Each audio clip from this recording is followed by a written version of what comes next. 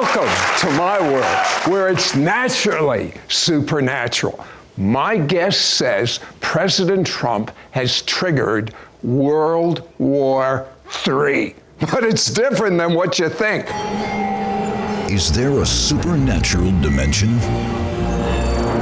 A world beyond the one we know? Can we tap into ancient secrets of the supernatural? Can our dreams contain messages from heaven?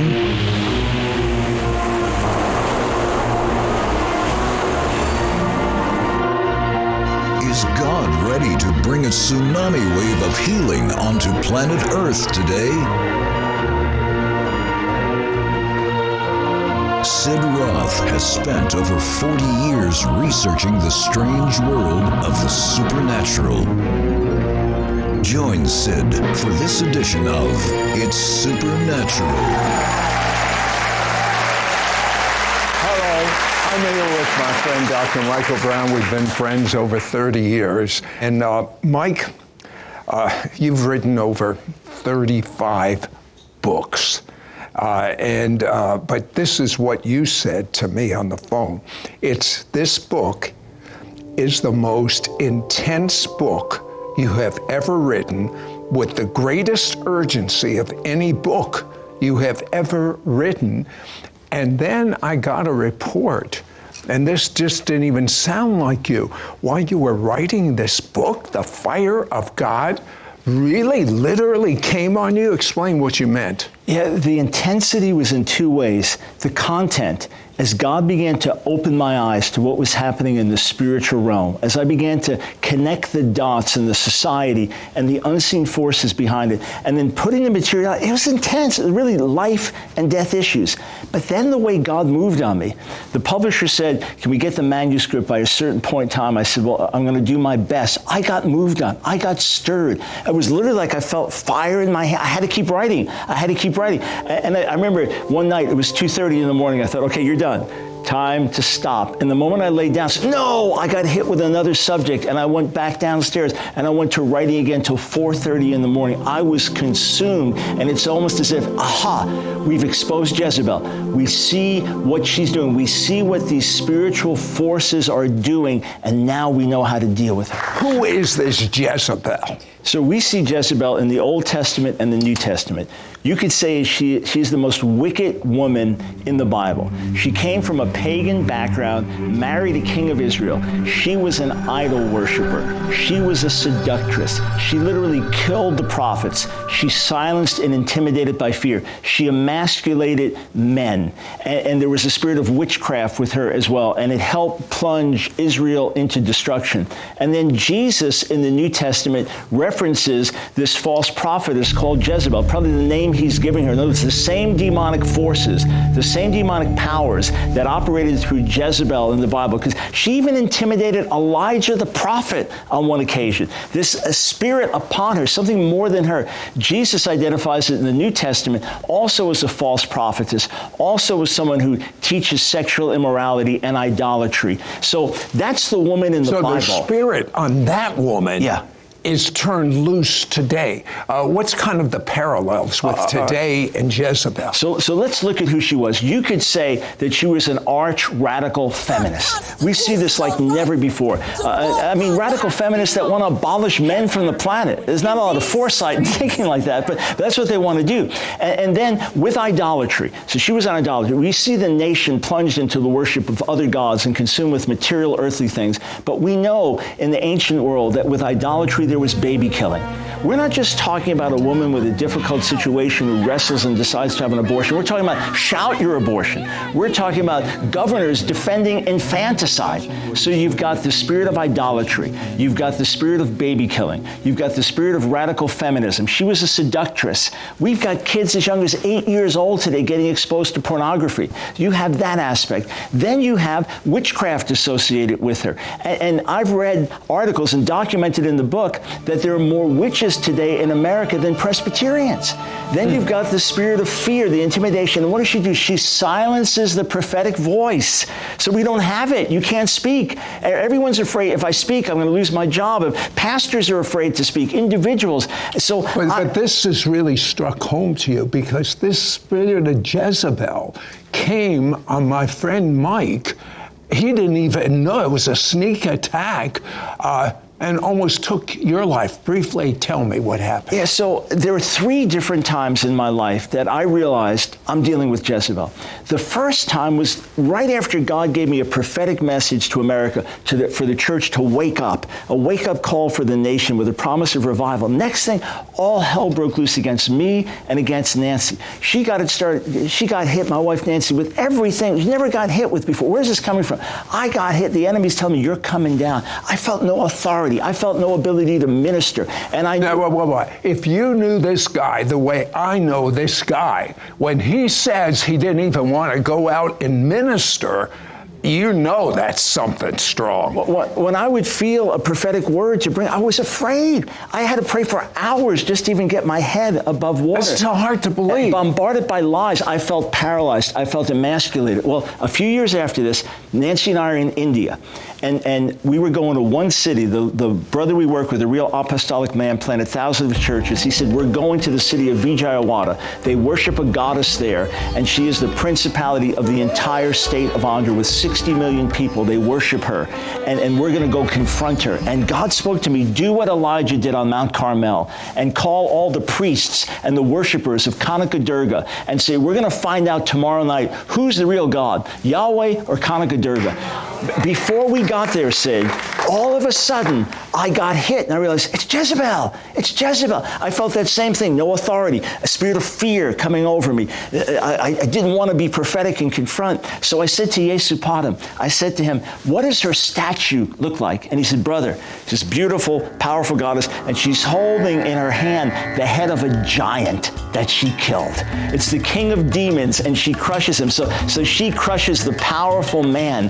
And then he said, there's a strange thing. Her worshipers, once a year, the men dress up as women and wear makeup. And right before we went to have this conference, you saw the same spirit that was on Jezebel in the Bible in that country. Alive and well and thriving. Right before we got there, I had to get up in the middle of the night to try to pack because we had to drive all day. It was this old room with an old bed, and the wood was rough. I walked by it in the middle of the night, and it literally sliced off a chunk of flesh on my heel. And I heard Genesis 3:15, he'll strike your heel, but you'll crush his head. And we went there. We had a public confrontation. And not only did the power of God come down, a demonized man began to dance around and confess Kanaka Durga is not a god. Kanaka Durga is not a god. And not long after that, they literally had an earthquake, and it shook some of the foundations of the temple. There's one true God, and Jezebel is defeated in Jesus' name. And I'm going to tell you something. He went through that, so you don't have to go through that. You are going to find out the connection between President Trump and Jezebel and how it will trigger World War III. Next.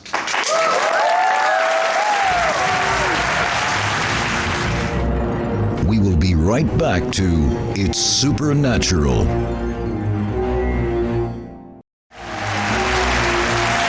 You know what? When I read Dr. Brown's information, I mean, there is no doubt that there is a connection between President Trump and Jezebel and what we see even on the news. Why don't you explain to them what I already know? Yeah, so when I was here interviewing Jonathan Cahn on his book, The Paradigm, he mentioned President Trump is kind of a Jehu figure. I never thought of that, but the moment he said it, I thought, wait a second, Jehu in the Bible, what does it say? He drives recklessly. Some translations, drives like a madman or a maniac. But he did a lot of good. He was zealous for the cause of God, but there was a lot of collateral damage. So you may love the president, but either way, you see this parallel. A Jehu kind of character, an alpha male kind of character. And when he comes on the scene, Jezebel rises up again. And he's the one who ultimately takes Jezebel down. And I document the parallels between Jehu and Trump in the book. And here's what got my attention. When you have someone like Trump, again, whether you like him or not, everyone sees the kind of guy he is, it brings Jezebel up. So the moment President Trump is in, you have this women's march. It's not just lovely women that just, no, blow up the White House. And then you also have with it the extreme baby killing spirit. Again, we're not talking about someone that struggled and wrestled and should have an abortion. We're talking about shout your abortion. We're talking about pounding on the Supreme Court in your face. Yeah, during the Kavanaugh hearings.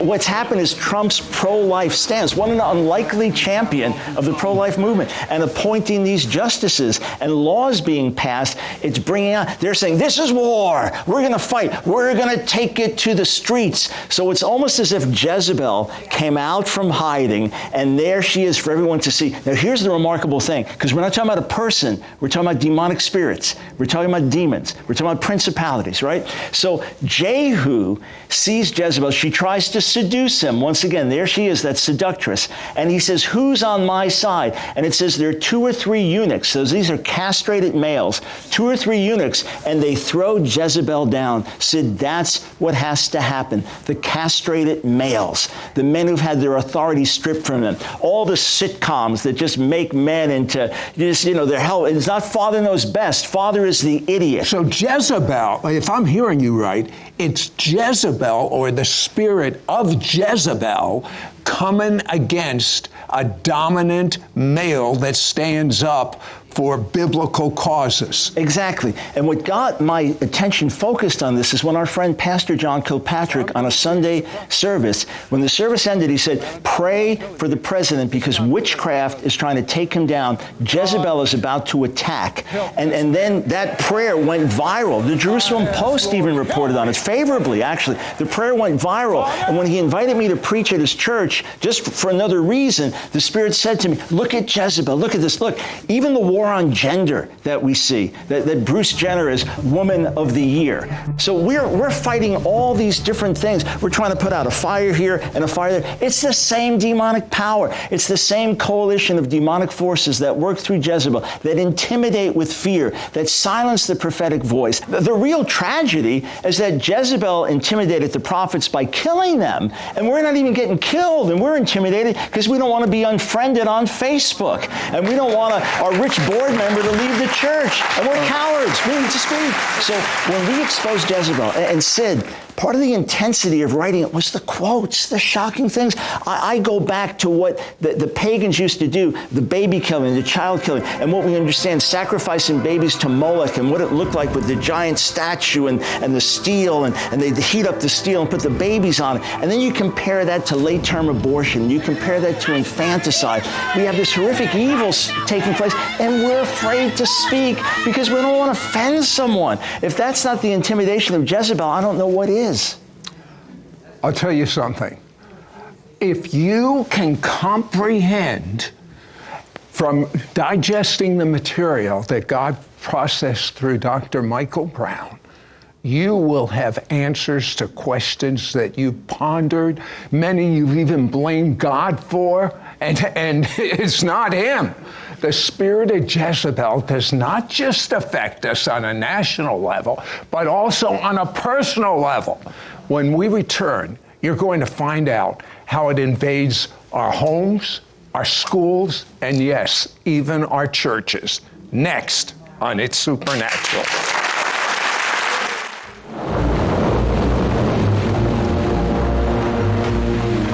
We now return to It's Supernatural. Mike, he's asked me, so spell out the connection between World War III and President Trump. Is he triggering it? Yeah, so he's triggering something. We're not talking about Russia. We're not talking about China. We're talking about something far more dangerous, far more diabolical, far more deadly.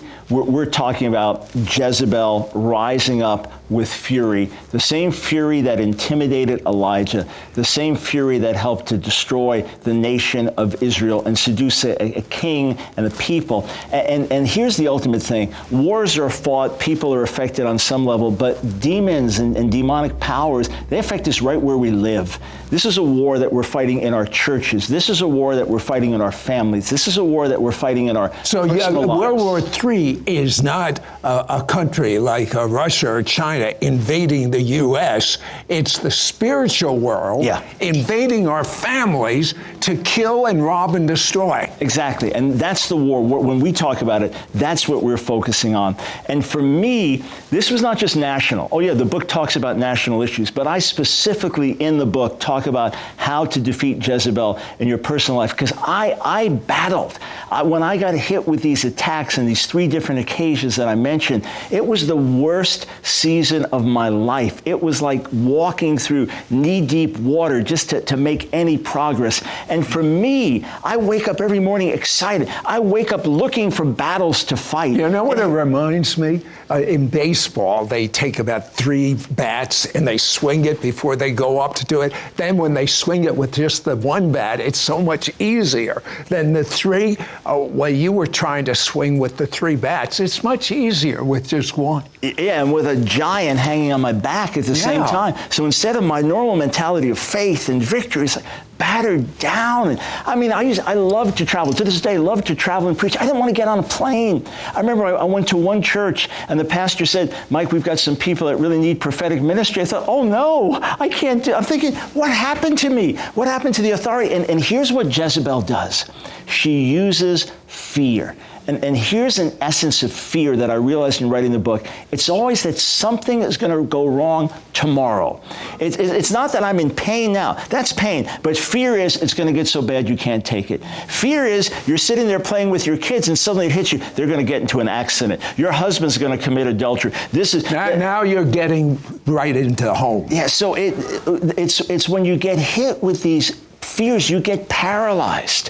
You're going to fall. The promises aren't true. And that's the power of Jezebel. Not just the seducing, not just the radical voices here, but the spirit of fear is part of the essence of it. And see, we are all meant to be a people of faith, a prophetic people. And fear is the thing that stifles it. Fear is the thing that for one moment of time shut down the great Elijah the prophet after the greatest mountaintop experience in killing 450 false prophets and calling down fire from heaven and exposing the evil of Jezebel. She says, your head's going to roll, and he runs. So when your son comes home, your young son, and says, Mom, I want to tell you, I'm really a woman, it's not because he was taught something. It's the spirit of Jezebel. Yeah, here's the deal. And the spirit of Jezebel is not only the war on gender, so gender confusion and making men into women and women into men, all right? Not just that, but the fear is now the worst case scenario becomes reality.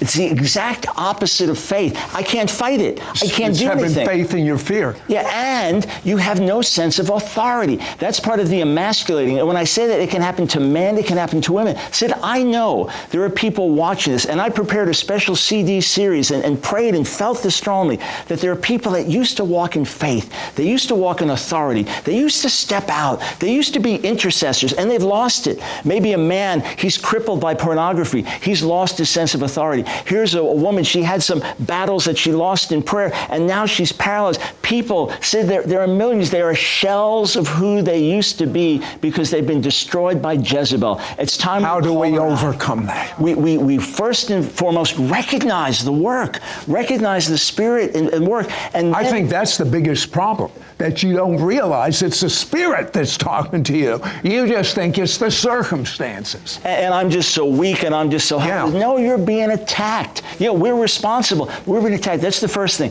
Then the second thing, you start to build yourself up in faith. You take the word, you put it in front of you, you take hold of it, fear not, you embrace it, fear not, only believe. And then you put on the armor of God. And I open up in the book, I show from Ephesians 6 comparing to Isaiah Isaiah 59, when it talks about the helmet of salvation, that doesn't mean put a helmet on to know you're saved, because Isaiah 59 says that's the helmet God wears. And the breastplate is the breastplate he wears. In other words, you literally, just like the sword of the Spirit is the word of God, we literally put on God's armor. And once we start to renew our heart and mind and fight like that, Jezebel's going to flee. When you add into that worship and getting flooded with the joy of the Lord, what does the joy of the Lord tell you? Everything's going to be all right. God's with you. You're going to triumph. There's going to be victory. And I'm going to tell you one last thought. The greatest move of in God's history is about to come upon us. Why do you think the devil's trying to knock you out? Think about it.